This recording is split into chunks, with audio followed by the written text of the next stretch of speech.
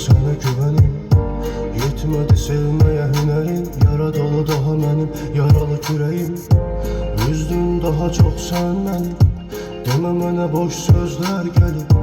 Bilmədin axı sevmək nədir, paraladın ürəyimi, sənə dönməm qəti. Bu yolun sonu necə olacaq, hisslərim ürəyimi yoracaq.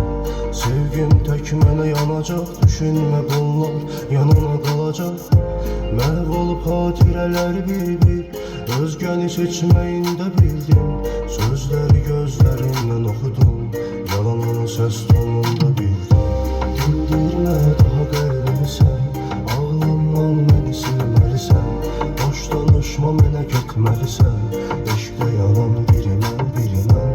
Dindirmə daha qəlbimi sən, ağlamdan məni silməlisən.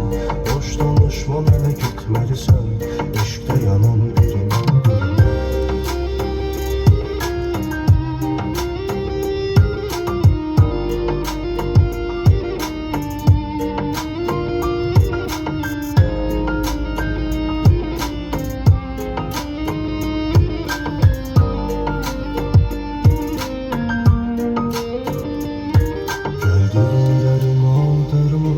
Seven ürəyini belə yandırma, qıya bilməsən də sənə bil ki, axı səni silməyə andım var. Sevən insan bəs sevəni qırarmı, yaşananları belə unudarmı?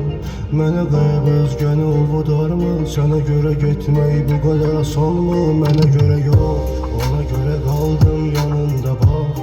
Ürəyimi zülmə və zamana bıraq, getmə ki hər şeyi yoluna qoyaq.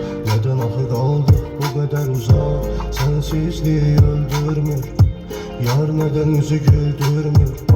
Gedən axı yenidən dönmür, sənə görə sevgini dərində gömdüm. Dindirmə daha qəlbimi sən, ağlamdan məni silməlisən.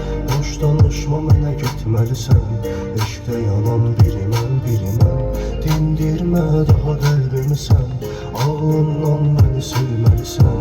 Boş danışma mənə getməlisən, eşqdə yanan biri